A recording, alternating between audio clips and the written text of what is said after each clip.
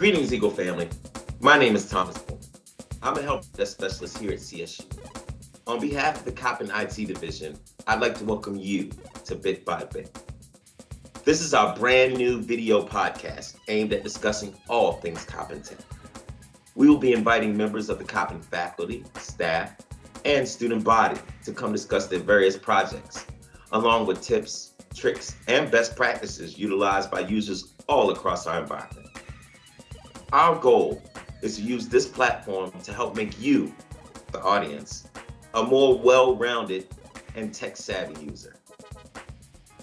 We will use this show to preview new software and hardware, which in turn should give you a better idea about which campus training sessions you can attend. Welcome on this journey with us. We hope that you enjoy, that you participate, and ultimately that you learn to be a more powerful user. So whether you want to brush up on your tech fluency, improve your presentations, your class recordings, or just know a little bit more about what's going on with the tech offerings here at Coppin, this show is for you. I'm joined by my colleague, Annie Torres, a Coppin alum, our brand new IT trainer, and of course, co-host extraordinaire. Hi, Annie. Hello, Thomas. Thank you for the great introduction. I'm so excited to get started and can't wait for all of the great tech conversations we have in store. Almost exactly a year ago, we were heading on spring break 2020, and our world as we know it changed. The COVID-19 pandemic had made its way to Maryland, and we were forced mid-semester to move to a completely online format. Students who never took and possibly purposefully avoided online classes, like me, now had a completely online schedule. Professors were in the same position as some were not incorporating technology in their lesson plan. Today, we will highlight two users, one student and one professor, who will explain their experience when COVID-19 hit. Howdy, folks. Welcome to Bit by Bit.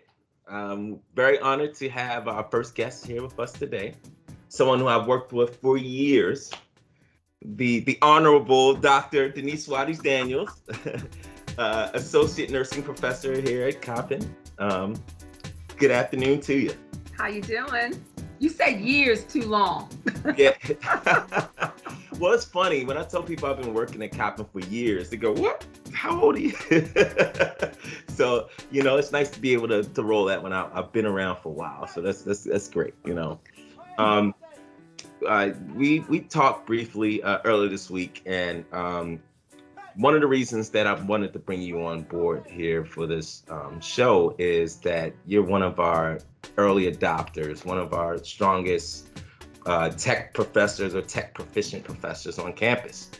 Also, you have a great distinction that you shared with me, and that is that you are a lifelong Coppinite. Could you explain to everybody what you mean by that? Lifelong Coppinite. So I went to elementary school on the campus of Coppin. I'm not the only one. Dr. Jackie Hawkins Williams, or she was Hawkins then, was also there with me. Okay. And I went to elementary school on Compass campus, living in the neighborhood. I came back and got my bachelor's degree in nursing, and I came back to teach nursing here. Oh, well, here we go for the third time around, right? Yes, third time is far from us. Yes. Well, we love having you here, and it's great to have you as our first guest. Okay, so to get started, we're going to do something that I'm intending to do with all of my guests, but you have the distinction of being the first to do this. We're going to ask you a group of icebreaker questions, to kind of get warmed up here. And if you indulge me, let's nerd out real quick. All right. Tell me about the first computer that you've ever had. The first computer I owned fully by myself was a Dell. Mm-hmm. I don't remember anything about operating systems. I think it just had Word. It might have had Word on it. It might have had Word Perfect. Remember Word Perfect? Yes, I remember Word Perfect, and I won it. As a matter of fact, I won it by doing something in technology, and I won the computer. So you already headed on the right path all those years ago, right? Yeah. So ever since then, you've just been, just dialed into the tech trends from what I make. Yeah. And so I want to ask you, what's your most utilized app or piece of software that you use? Most utilized app. So anybody that knows me knows I am a movie buff. I love movies and I research them. So Internet Movie Database. IMDb. Yes, I have it on my phone. I have it on every computer. And while I'm watching TV, I will flip that open and look up what I'm watching to see some background information. I'm the girl who knows about producers and directors and the person who is the key grip, which nobody knows who that is, but I know what a key grip does and who wrote the music and who designed the costumes. That's me. Oh, that's cool. That is really cool. That's something that, see, there we go, world. We breaking exclusives there, right? Dr. Watties-Daniels is a movie buff.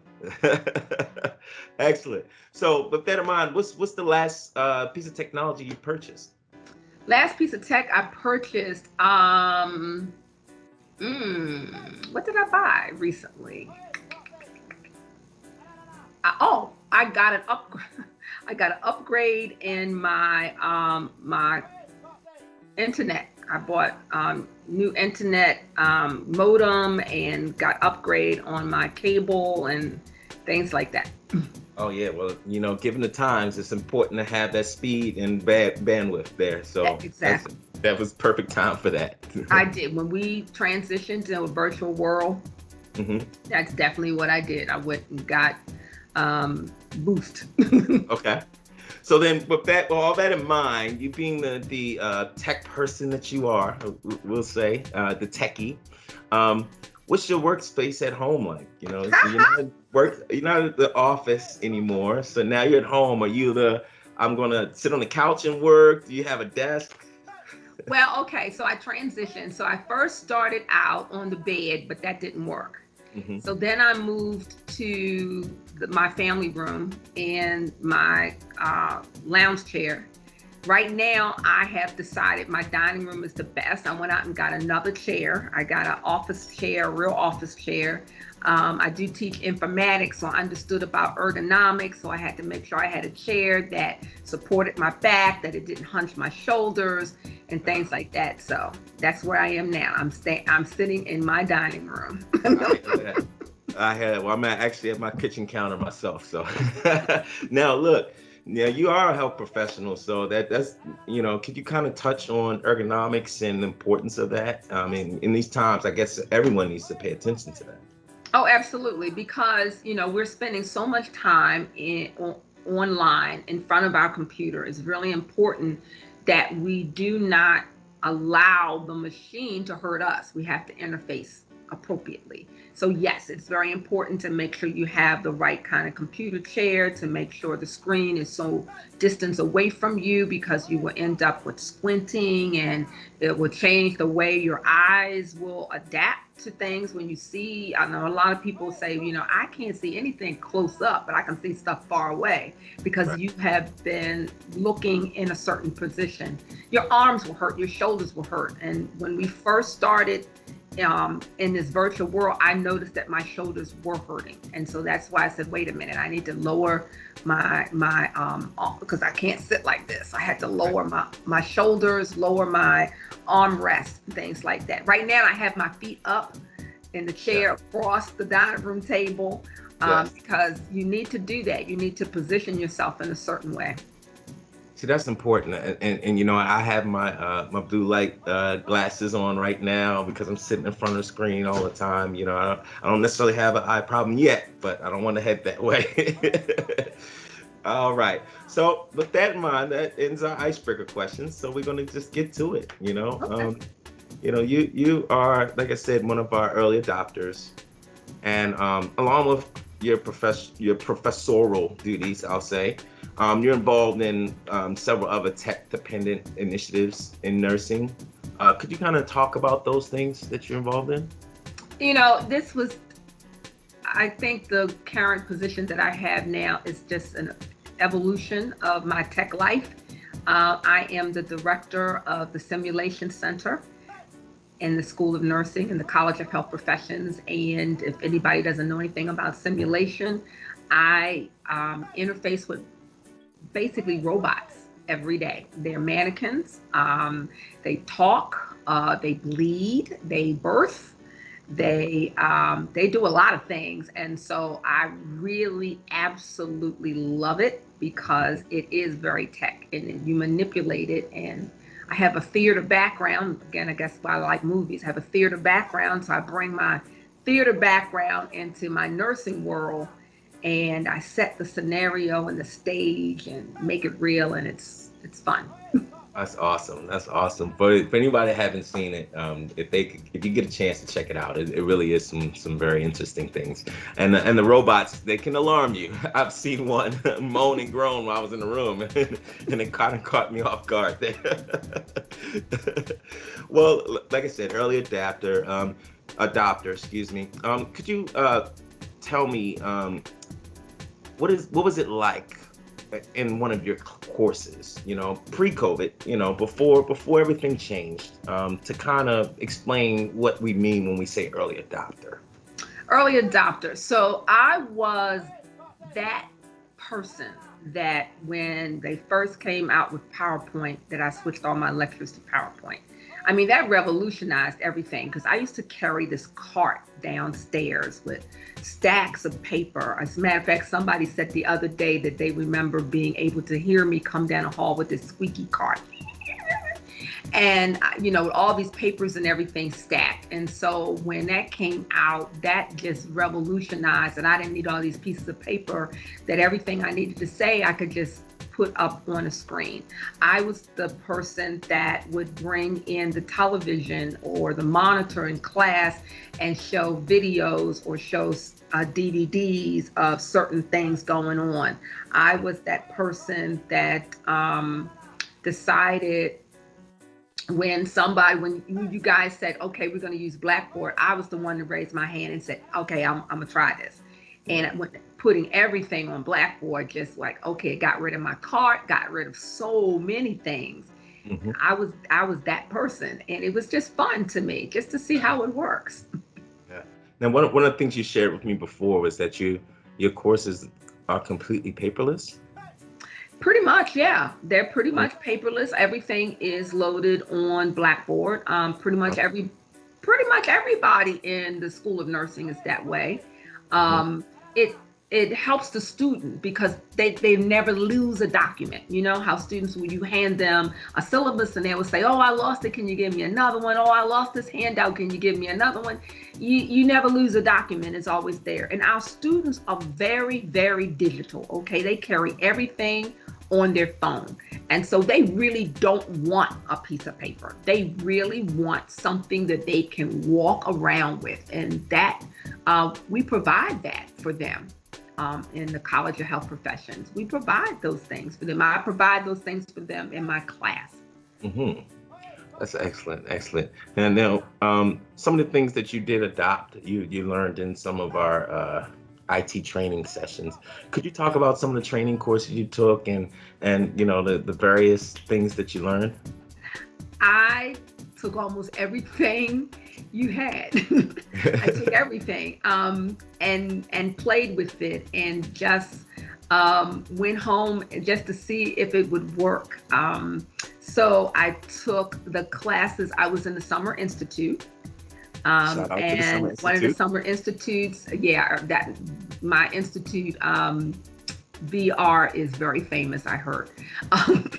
And for VR, that's the virtual reality with the goggles. And I really worked with that. As a matter of fact, I'm coming back around to that again because I'm working with another entity that's talking about more for the nursing. It wasn't a lot in nursing about 3 years ago, but now it's starting to do that. I learned about Play Post, Flipgrid. Oh, what's the one? Oh, Explain Everything. I absolutely love it. I make little videos for my students because they're very visual, 5 minutes. What else do I do? I've done YouTube, made my own YouTube I think Tegrity, when we did Tegrity, was like the best thing ever. Right. I Now spoke at the Panopto. Tegrity conference. Now we're at Panopto. And I still use, I record everything. So you never know what you might need later. So I know out there on some server, it's everything I've done for the last 10 years. I hear that. Now, so you did like Sloan C and the OLC stuff. So the online, was it online course training? And so what was one of the takeaways you had from those online training courses? Organization. Now, I did Sloan C, but I also did online teaching at least 2 courses in my doctoral program as well. And what did I take away? The takeaway was organization. As a matter of fact, before the pandemic, I organized my class as an online class before I knew 90 days later that I would need it. I just sat up there and did it because it made sense. And so I had already had my lectures and handouts and things like that posted on Blackboard, but I did not have them organized completely by weeks. And I think I had them, the PowerPoints were in one section and the videos were in another section and something handouts were in another button. And then learning from OLC, we really kind of need to move them all together and put them down in weeks. I set up literally in my bed in January of 2020 and during the break and just pushed everything together and organized it by weeks and had no idea that 90 days later I would need it. You were going to need it. And so when everything happened, you just, kicked your feet up and said, I'm ready, right? That's awesome. Now, so then that means everything changed, right? So, you were ready as far as your course content, but there are certain things that definitely did change. I mean, you weren't able to bring your students in class for testing. You weren't able to, have the in-person, interactions. What did you do to adapt to those things?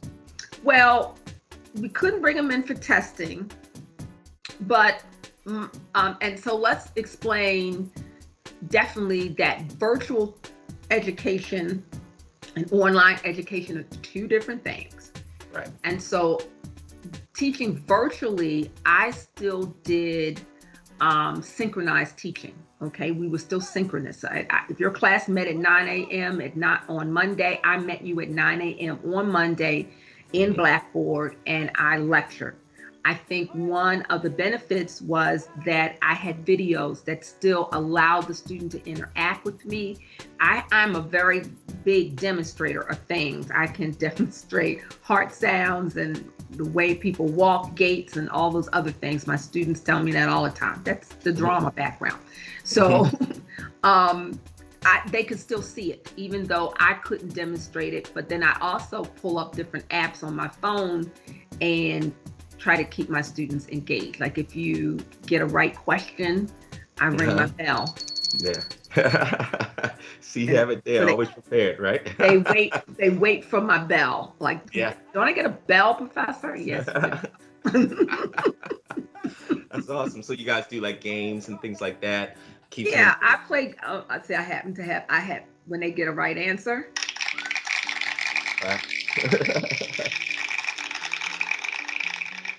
When I ask them and put them in little rooms and I want them to come and do a question and they haven't finished yet. Time's up. Time's up. Awesome. So then, all right. So that's the interaction during the class, right? So what's been your experience with, keeping academic integrity intact, So the university purchased a license with Respondus. That's an outside vendor that monitors your examinations. And so we used that. Students had to download the software on their devices, on their computers. There was a little hiccup, I guess you would say a learning curve that the students had to overcome. Knowing that they had to use something different or something separate with Blackboard. It's worked out pretty well for us. I mean, it's not the same as face-to-face. I haven't had any issues with breaches of integrity. They send you back a statement, I guess you would say. They send you a log of when the students are online, and if there's anybody that they think does have a breach, they'll tell you about it, and you can go back and look at the video, or you can look back at the pictures that they take. Students have to have a working camera, and they have to have a working microphone so that you can hear the surrounding environment. They have to show their environment. They have to show their ID card, those kind of things when they're using responders. So it's like a proctor in the room, except it's remote. Okay. Now, how did that work out with your students? You said you didn't have any instances, right? So I guess it did the job, right? Well, it did the job. Now, like I said, there was a couple of hiccups because students had to learn how to use it. It wasn't necessarily the best user-friendly thing, I guess you would say. Mm-hmm. But we kind of got through that. We kind of got over that curve. The thing I really liked about it was that if students were not able to use it at home, they're interfacing at home, because that was one of the things, their computer. So we can't guarantee what's on their software, their software. We can't guarantee their bandwidth. We can't guarantee their internet connection, that our library is open and that students can use the library to take their examinations, and that responder software is already downloaded there. Excellent. Yeah. Trust me, I got a lot of calls about responders, but I think that it's a great thing, and it's able to keep everything rolling, especially given that the immediacy of everything. Generally they say, well, you just write a cheat-proof test and you'll be fine. Well, if you had your test ready to be proctored in the classroom, to go back and rewrite anything would be a pain. So it was great to have that there. Well, the whole thing about a cheat-proof test. So we give multiple choice questions. Mm-hmm. Yes, we have them timed. You only have, if you have 50 questions in School of Nursing, we give you 1 minute per question, because that's what the state board basically gives you. So yes, the student doesn't have that opportunity to sit back and open up the textbook and read every question. No, we don't have that. But, also just to make sure they don't take a picture of the screen. Right. Those kind of things. They can't take a picture of the screen for that one question that they may have some difficulty on. They don't have that opportunity to ask, it's not, you can ask a friend, you don't need a lifeline, those kind of things. It's not that kind of testing. So it works. And the ones that I did get a report of a breach of integrity, they weren't true breaches. It was, you have a protocol of guidelines that says that the student has to stay in camera. And if they turn around like that and you can't see their face, then they will say that that's a possible breach, and it may not be at all. So it seems like it catches everything, which is a good thing. So you hear that out there, folks. Responders is an option for you if you're looking to have some proctoring while your students are at home here. All right. So now we're thrust into this pandemic. You realize some things did have to change. I'm sure it wasn't everything didn't stay the same. What are some things that changed? What are some things that you found yourself doing that you weren't doing before to kind of keep the ball rolling with your courses? I am hosting what I call pop-up study sessions. Okay. So my pop-ups, I just post a message online and says we have the pop-up study session at 8 o'clock on Thursday night. Mm-hmm. Or they have been on Saturday afternoon, they have been on Sunday. If we were face-to-face, our students tend to study in what we call the LRC, the Learning Resource Center, and our students tend to congregate there. So as a faculty, I would just wander into the LRC, sit myself down at a table and say, okay, you have me, ask me questions, ask me what you want to know. And we could do it like that. But now we are in a remote world, we don't connect that way. So I had to put together some ways of connection. So one of the things I did was everybody had to introduce themselves. I kind of merged a lot of the online techniques into my class. So you had to introduce yourself in the discussion board. You had to post a picture so that we all could see who you were. I didn't want to just hear my name is and I live at and this is what I do. You had to post a picture. And so everybody could go back and look at each other in that picture. Then we have the pop-ups, the pop-up study sessions. And one of the things that my students told me in a pop-up, one of the students said, well, thank you so much, Professor, for taking the time with this, but I really miss the opportunity of hanging out or just talking to the professor after class. And I went, really? So now I have after class sessions. So after class is over, I turn the camera off and I stay in the virtual classroom for about 30 to 45 minutes and they can ask me anything they want. And we don't have to talk about content. We can just chat. I do have an evening class till 9. And so I said, I know you guys have been working all day. Y'all don't want to stay and chat with me till 9:30. So I try to get them before class. Before class. Excellent. See, you know what? It's the humanistic approach. You know, we can use tech, we can leverage tech, but when we do it to, you know, connect the way it truly was meant to work is, you know, the thing of beauty. So tell me, it sounds like your students, you know, heavily influence the way that you do things. What are some things that they've taught you?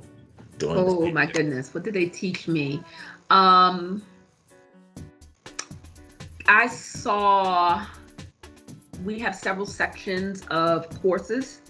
And at one time, when we first had the, what was it? We used to have the, well, see, I'm thinking about what they call them now. Because now they have chats. But we used to call them, what was it that we used to call them? That when you put everybody together, it's like a chat room. Relay chat, right? Yes, and I built those. As a matter of fact, I even talked about it in an FITC conference one time. How we had, I put all my sections together so that everybody could talk to one another and I could talk to them instead of trying to figure out how to get it in section 1, section 2, and section 3, and put everybody together. So that was one of the things they taught me.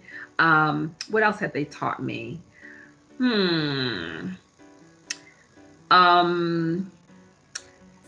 showed me some apps that I didn't know. One of my students, before we left for the pandemic, one of my students helped me understand about TikTok. In the beginning of the pandemic, I spent hours just flicking through, right? TikTok. You know, that's why they call it TikTok, because it's a time suck. You know, it'll kill your time. Oh, excellent. So hopefully we're going to see some TikTok videos from you in the future, right? Yes. TikTok dancing with the sim dummy, right? Look, I can do a little dance. So now, that's your students. Now, your colleagues is a different story, right? You and your colleagues, I'm sure, were used to, you know, having a very, you know, familial environment. So what is something that you guys have done to adapt to the new norm using tech? We have a chat. You have a chat as well. So you have chats all over the place then, We have a chat. And that's how we communicate with one another. If there's a glitch going on with Blackboard or something going on with responders, or we send each other jokes. We wish each other happy birthday. We talk about, you know, TGIF, thank God it's Friday. We're getting ready to have a meeting. Are you coming? We're waiting for you. Like you forgot you had a meeting. We're waiting for you. So we have a chat. Excellent. Like I said, it's just being connected. You know, we can't just let this distance, you know, keep us apart. You know, these different ways of connecting is important. You know, and for the mental health as well. You know, It is. So you made it through the semester. You know, what is one thing you learned going through that time, just in general, just a little more so as a professional that you learned, even as a professor that you learned? It works. I know everybody was panic stricken. Oh my God, this is not going to work. I think we found out that it does work. Mhm. It takes motivation, it takes focus on our part and our students' part. I told my students yesterday they act the same way online as they did face to face. A couple of them came in late, and we had a joke. I said, just go up the aisle and sit in the back, because that's what you had done. Just go up the aisle and sit in the back. We found out it worked, and I think we weren't sure. We were not sure, absolutely, that this would work, especially like the clinical portion of nursing. How are we going to do that? We used another software that gave us a virtual clinical. We had to make it work. We had to think through it, and it did. And at those first weeks, we talked to each other live chat. We talked to each other on the phone at least 3-4 times a day. What are we doing next? How are we going to do this? What do you think about that? Okay, let's try it. I think we learned that we could do it. I think that's the biggest thing. We learned we could do it. Yeah, I was very proud of seeing that effort and seeing everybody come together. And I know my phone rang a lot more, but I didn't mind it, as long as we were, serving the mission of copping, making sure our students can get out of there, right? Well, you know what? I am one of the biggest supporters of our IT program. I think we have the best IT department in the entire system. I do. You guys rock. And I tell everybody, I have emailed Dr. L so many times about you guys and told him how responsive. I had an issue even this semester that I did not expect a response, and I got one. It was over a weekend, and I just emailed just to say I had a problem, and I did not expect a response. I got one back, and I'm in shock. Thank you so much, but I didn't expect you to email me back, and we really absolutely can talk about this on a Monday. That's fine, but I just need to put it in writing before I forget it. Yeah. And things like that. I mean, you guys, when we shifted and the call went out, we got, come get a computer, bring your computer, let's load it, let's do everything. Absolutely. You guys girthed us. You gave us the support to make it happen. Without you guys, we could not have done it. Well, hey, you guys are doing the heavy lifting. We're behind the scenes folks. So we appreciate, we definitely appreciate it. And we're glad that it was able to work out for you, for sure. And maybe we can get a little hand clap there on your soundboard. Hand clap IT. Excellent. All right, so it's been a great interview. I have one more question, and then we're gonna let you go here. But so you've been through this whole year. You did a semester where we switched halfway on the fly. Then you did a semester where everything was already planned, and now we're in the third semester since COVID hit. With that being said, you've got to see and sample a bunch of different new technology and got to see where tech was headed, So what's something that's on your dream list? What is your wish list dream software? It could be something that doesn't exist yet, or maybe something that does exist that you really want to utilize more. Okay, so I got two things. I don't remember the name of it, but in one of the innovative summer innovative sessions, there's a software where I started building where I had patients lined up in a room.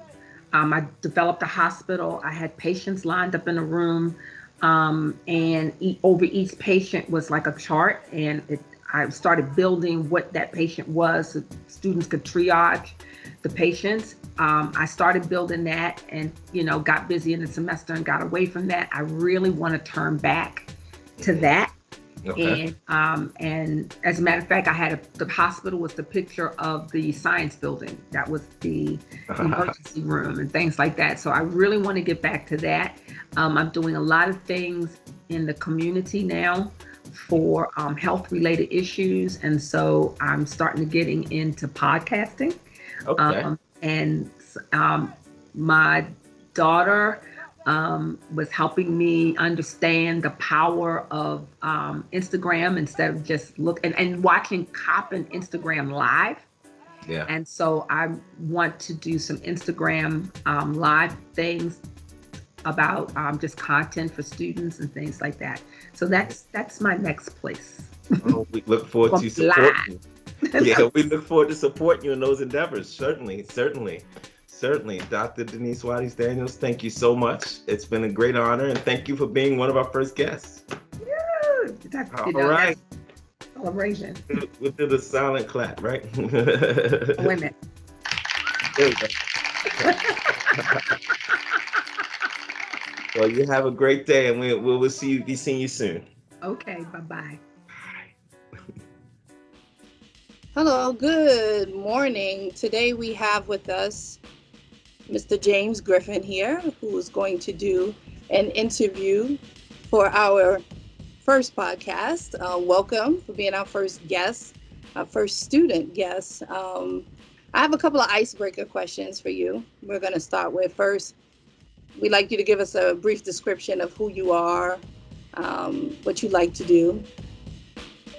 Okay, first I want to say thank you for having me. So my name is James Griffin. I like to code on my spare time. I also like to play sports. Sports? Oh, you sparked my interest. What kind of sports you play?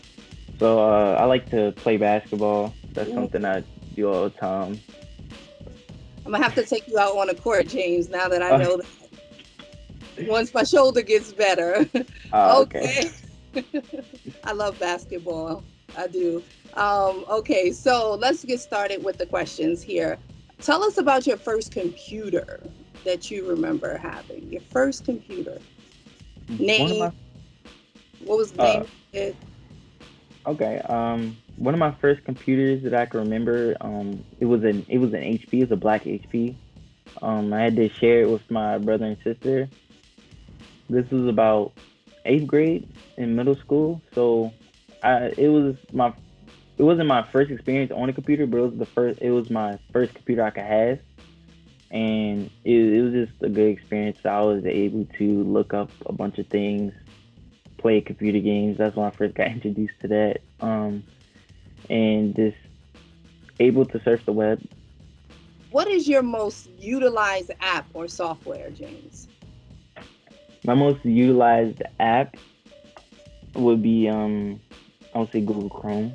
I use that the most because I usually surf the web for a lot of things.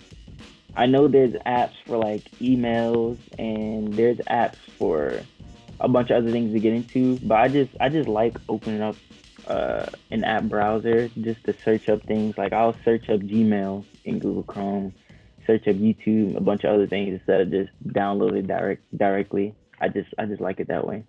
Okay, cool. So what is the latest device you've purchased? The latest device that I've purchased is an HP computer. I got it from the laptop program from Coppin.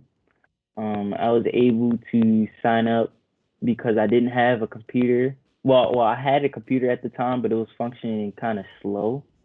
Once we had to do classes during COVID, so I was able to sign up for the laptop program. Next thing I know, I got an email that I was able to purchase a computer from Coppin's laptop program, and I was able to have a payment plan where every semester I was able to put down money so that I'll be able to keep the laptop after it's already paid for. A very good program. Thanks for that information. Okay, so let's talk about your workspace of choice. So is that your workspace? Where is it? Do you move around? Like, what's your workspace, your preferred place to work? Unfortunately, this is not my workspace, but I prefer to move around. I mostly work in my room. I like to just have that comfort zone. I'll open the blinds, let the light come in, just my own space, just by myself. I like to just work in there. I also like to move around at times if I get tired of looking at my room, I'll come out, sit at the kitchen table, do some work there, go in the dining room, do some work there, go in the basement, go sit on the couch, do my work there. Okay. And that's good. Changing up the environment changes up the mood too. So that's awesome. Yeah. All right, James. So let's go back. First of all, let me ask you, what is your major and what year you are? My major is computer science, and I am classified as a senior. Classified as a senior. Okay, so, all right, James. So let's go back to last year, pre-pandemic. How many classes were you taking? Were there any online? Were they all face-to-face? I was taking 4 classes, and they were all face-to-face pre-COVID. Okay, so now let's get into it. COVID hits, spring break, and then you get the word that we're not coming back to face-to-face classes right away. What was going on in your mind? I'd like to say for the record, you were dorming, right? You were on Correct. Campus. So what was going on in your mind when you heard we're not going back to classes right away? I was kind of calm, but also kind of freaking out at the same time. I wanted to know when I was able to get my stuff from my dorm. That was a big factor. And another factor, I was just confused on if classes were actually done for that whole semester or were we going to convert to online. So it was just a mix of emotions. Right. So would you say that the pandemic drastically interrupted your class schedule? How did it affect your class schedule? I know with your major, you may have required some specialized software to get work done. So how did the dynamics of your class change? It affected my schedule a lot. I had to make a lot of changes. 2 of my classes were synchronous, so I would join class the same amount of time I usually would, but 2 of my classes became asynchronous, so I had to change my schedule a lot. I was introduced to asynchronous as in the classes would just be recorded and I can review it at any time. So on my part, that became like a lack of motivation for myself, because in my mind, I'm like, oh, I can view this whenever I want. And if I have an assignment, I'll just look at it whenever I can just complete this assignment. And that just began on my time change. Okay. So tell us about Blackboard. How has Blackboard helped you this year? Blackboard has helped me tremendously. It introduced a lot of students to Blackboard Collaborate. We're able to join class virtually, which is really good. You're able to obviously communicate with your professor and classmates. Your professor is able to upload a PowerPoint. Your professor is able to put on the screen. Your professor is able to upload on the screen what they want all of us to look at. And we're also able to edit what's on that screen. So if a professor wanted us to answer a problem, they will give us access to the whiteboard or whatever they have up, and we're able to underline, circle, highlight, and even write on what's online on Blackboard. Nice. So what would you say was the most useful tool at your disposal during the shutdown? My most useful tool was Blackboard. It was my most useful tool because at the time, Blackboard also has Panopto. So I was able to look at my recorded classes to help myself understand a topic that I didn't understand before I would contact the professor or email or reach out to that professor. I would just look at that recording first to help myself. And then if I wasn't able to, Blackboard also helped me with that, where I can always access the syllabus, always find out what's my professor's email and or phone number, and able to communicate with them as well to get the help that I needed. So Blackboard had a lot of things that I was able to access that will help me for online classes. Thank you. Thank you for that. Thank you for that information. Very insightful. Now, let me ask you this. What is the most creative and engaging thing that one of your professors did to adapt to the pandemic and the remote learning? I would say in my computer science class, one of my professors, she would break us up into groups to do certain assignments. So she would have us all operate on one doc, but for each page, she would have either like 2 or 3 of us work on one page, and then we would present it to her. Another creative thing she did was on our class days, she would single out each day and let us know what we were going to do. For example, I had classes on Mondays, Wednesdays, and Fridays. So on Mondays, she would let us know that that's our lecture days, where we would either learn a new topic or she would just have like a PowerPoint or explain to us what we're going to learn. Wednesday, we would have a lab, so we would all collaborate, work together on an assignment. And Friday would usually be our quiz or test days. Now, about Friday, what I also like that she did was on Friday, well, before Friday, she would ask us if we were ready to take on that quiz.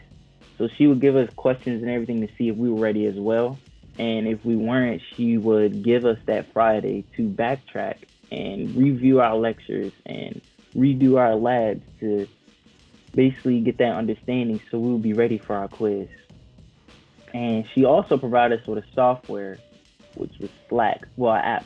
She provided us with Slack, and that gave us an opportunity to communicate with her aside from email and phone number. So our whole class would just be on Slack, and then we're able to just DM her, message her, or she would just message the whole class and ask us questions before our class date, which is super helpful. Okay. So I'm hearing like more collaborative work between you and other students, more communication, more checking in, being at the remote environment. Sometimes it's hard to gauge, but in class, people are more inclined to ask. Okay, that's great, because it is very important to make sure that we're taking a temperature check every now and then. Correct. Yeah, communication is key through this pandemic. Yes, we have to reinvent ourselves in many ways to make sure that we are understanding, make sure that also others are understanding us as well. So that's great. That's great that your professor did that. So, James, not only are you a student, but you also worked at the EagleTech Center. So not only did that disrupt your life as a student, but as a student worker as well. So when COVID hit, shut down, not only did you have to do your classes online, you had to provide support, technical support to staff and students virtually. How did that go, and what were you supporting most at the beginning of the pandemic? In the beginning, I'm not gonna lie, it was hard. I had to adapt. I had to communicate. I had to be a better communicator for those that I would answer phone calls for or collect incidents or help out necessarily. I had to learn how to use multiple software. So if a professor, a student, or a faculty, a staff member needed help on a software, I had to be able to know how to navigate through that software so that I would be able to further help them. I'll say, communication was definitely a big key in that. After a while, I adapted and teleworking became great. So adapting between a student and working with our IT staff, it just brought a lot of knowledge to me, and I was able to just adjust from then. And then it helped me become a better student, and it also helped me become a better member of the EagleTech Center. Yes, you are definitely loved and appreciated by the tech staff. And I'm sure for all those that you've helped and supported. So, question. So you said you adapted, right? And at the beginning, Yes. it was difficult. Is it fair to say that users, students, and staff also adapted as time went on? As time went on, a lot of others, they adapted as well. I know in the beginning it was hard for others to understand what was going on, and a lot of people had to gain better communication, in which they did over time, and I feel like it's beneficial for everyone. A lot of people communicate better now.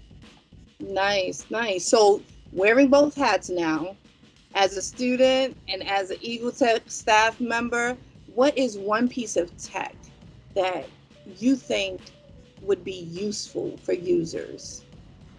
What advice would you give them? You know, working at home, working remotely, like what is a piece of advice you can offer them? One piece of advice that I would say is to utilize Office 365 that's given to us free by Coppin. Utilize that a lot. There's so many apps on there that can help you and take you the long way. As being a student at Coppin or a professor, like Office 365 is up there. You have to use it. It's between using our emails, the Outlook, between using Docs to do assignments, to using Teams and various other apps that's on that Office 365 is beneficial. And I would say for every student or for every student, I would say just look through your Office 365, install them on your device, your computer, tablet, etc., desktop. I would say download it and just look through each app and see which one you think will benefit you at the time that you need it. Yes, I love that. Explore. Open it up. It won't break. It's hard to break. Open it up and explore. I totally agree with you on that. Mm-hmm. Office 365 is awesome. Many apps that can provide lots of access and collaborative work between yourself and your peers and your professors. So yes, James, I'm with you on that one. Okay, so we're down to the final question. Knowing what you know now, as far as the virtual learning, has your opinion changed about virtual learning? I'll say my opinion varies. I say that for certain classes, it's definitely great online, and for certain classes, well, I would say all classes are necessarily great online. I would say that my opinion did change. At first, I didn't like online, but I'll say it changed. Like classes are doable online, but I say it also varies because I know from my experience, and I can't speak for everyone, but I would say that certain classes are better on hand. Well, better in person for some on-hand classes. That's what I would say. But also there are various softwares that haven't been utilized yet that I would say that could definitely have online classes being the ultimate goal.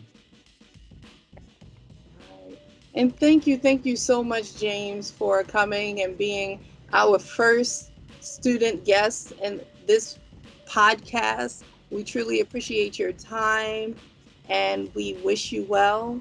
And I have one more question. One more. Okay. Real curious one too. How did your social life change amid COVID? Like getting together with friends during shutdown. How did you all communicate or socialize? How did that change for you? So my socialization has changed a bit. I was used to always going out with my friends, or we was always hooping together, playing basketball. Or if we wasn't, we were in each other's dorm playing a game or something, studying together. And I would say that changed. We had to text more instead of meeting up. You know, we had to call each other, FaceTime. And even with family, I would have to call them more instead of just going to go visit, because during COVID, you know, it's a lot of fears and everything. So I would say that I just had to be more verbal, I would say. Oh, nice, nice. So I remember you, James, when you first came and I first met you when I was also working with the EagleTech team. And yes, you were very quiet. So to hear that you had to be more verbal, Yeah. yeah, okay, that's a good one. So, I mean, we all learn something about ourselves when there's a challenge that we face. And definitely during COVID, if you weren't a communicator, you became one. If you weren't a computer person, you had to become one. So, with that, I would say everybody has been challenged in different capacities. And, it's great to hear from you and to catch up with you. It's nice seeing you Thank you for again. having me. It's nice seeing you Yes. again too. And, thank you again for coming to our show. And we wish you the best. And we hope to see you in later episodes when you graduate. Yes.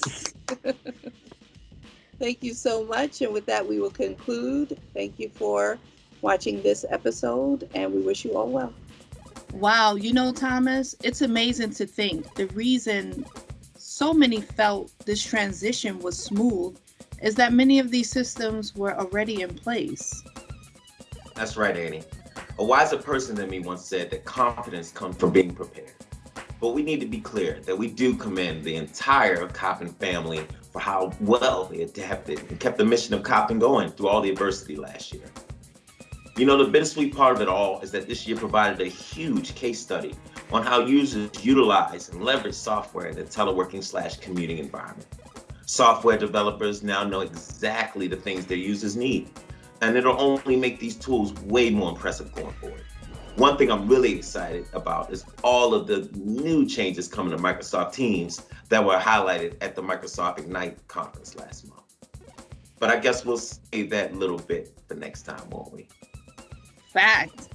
In the meantime, viewers, show us some love, drop a like, comment, and subscribe. Follow us on Instagram, Twitter, and Facebook. And also, don't forget, check the description below for links for you to follow for upcoming sessions and trainings. And we look forward to supporting you all in our normal capacity. Remember, every journey is just the sum of its steps, and we can get anywhere we want if we take it one bit at a time. See you next time.